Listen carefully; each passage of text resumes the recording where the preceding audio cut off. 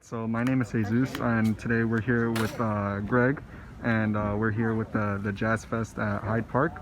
So you're a musician, and how did you first begin to emerge as being a musician? What were your motivations and your first steps into going music? Well, my first steps into making music my profession consisted of me really diving into the community that I was playing in.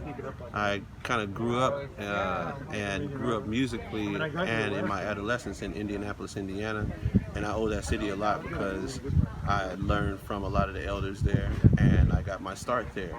I went to a lot of jam sessions, and I started to learn faces, and people were very kind to me in the beginning, and that kind of fueled my motivation to be my best and to become better. And things led to things, and I eventually wound up in Chicago, and from there everywhere else all over the world. That's amazing. Very cool. You said things led to things. So what would you say were some big moments that music really impacted your life? There are some keystones in your journey.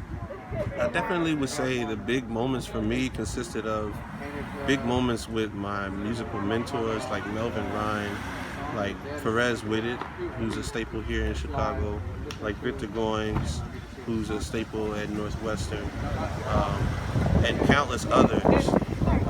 People that really just showed me kindness and also saw potential worth investing in. Things leading to things, meaning that people talk to one another, so your integrity and all this it should be really high, just high enough for yourself to be fair to yourself, but it should be high because we want the music to be excellent.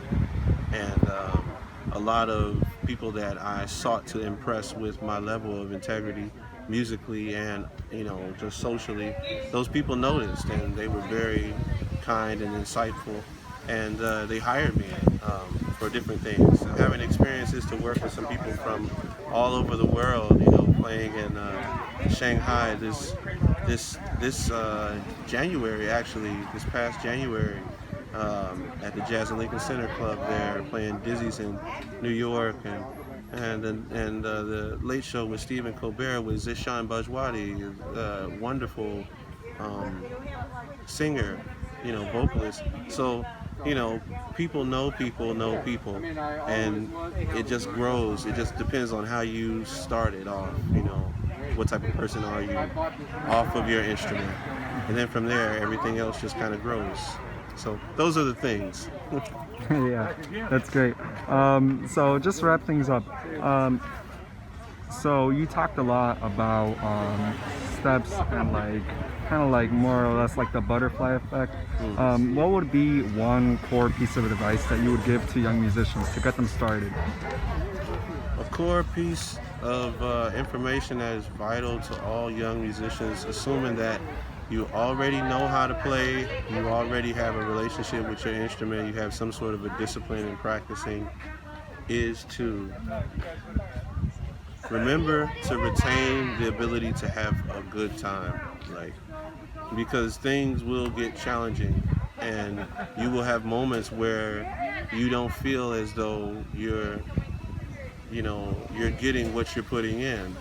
But remember to always find a joy element and love it, because you're going to need that. You're going to need to love what you do. That's very, very important. If you love it, then everything that you do from that is going to be healthy, and it's gonna come to fruition. It might happen different than what you expect, but it's gonna happen. But you have to love it, and if you can do that, then the sky is the limit. Thank you so much. Well, signing off, Jesus Palafox here with Greg. See you guys soon.